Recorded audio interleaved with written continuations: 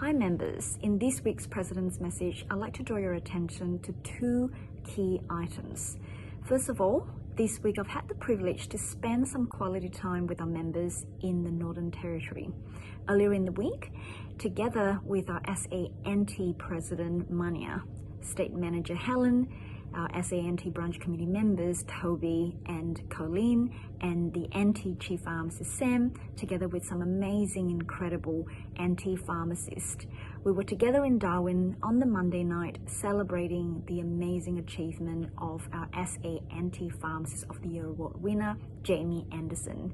Jamie is an incredibly impactful pharmacist who has, through her leadership, significantly improved patients' access to care in Katherine, which is her region and her area of practice, but also her support and her contribution to help scale up and train pharmacists in the NT to provide immunization over the years.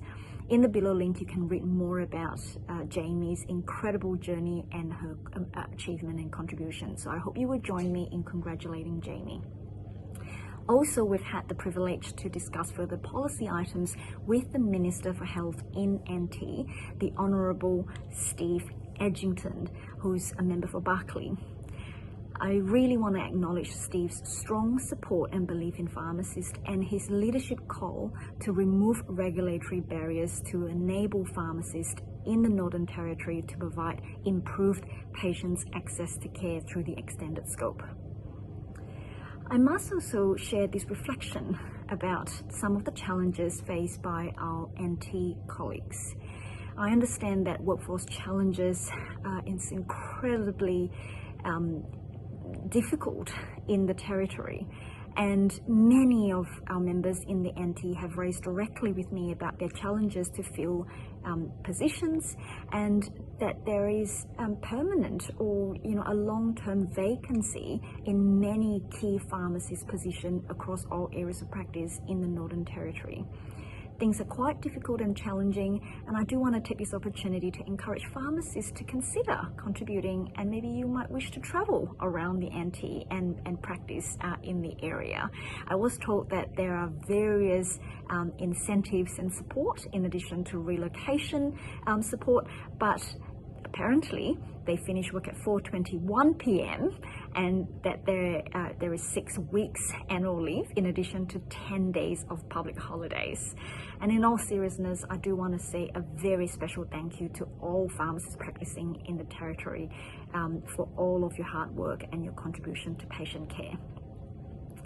And secondly, I do want to draw your attention to the pharmacy programs agreement consultation. Many of you will remember back in April, we conducted a stakeholder and sector-wide consultation for the agreement in April in Canberra.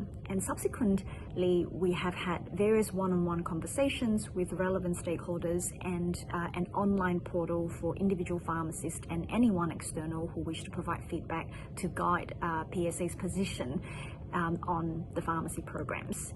The consultation period has now formally concluded, and PSA will be utilising the findings from the consultation process to inform PSA's position as we enter into further discussions and negotiations with the government. I do want to highlight 5 key areas of finding. In particular, there was strong support for modernising medicine safety program, for instance. These include your HMRs, RMMRs, ACOP to ensure that there is flexibility and making sure that the impact can be fully utilised. And there is also strong support for First Nations program, strong support for calling for further investment into the workforce pipeline, further support for embedding pharmacists within multidisciplinary team care, but also strong support for pharmacists to expand our services in immunisation and harm minimisation or harm reduction. I'm sure you'll hear more from us as we progress through the next phase of this work. So I'll see you next time.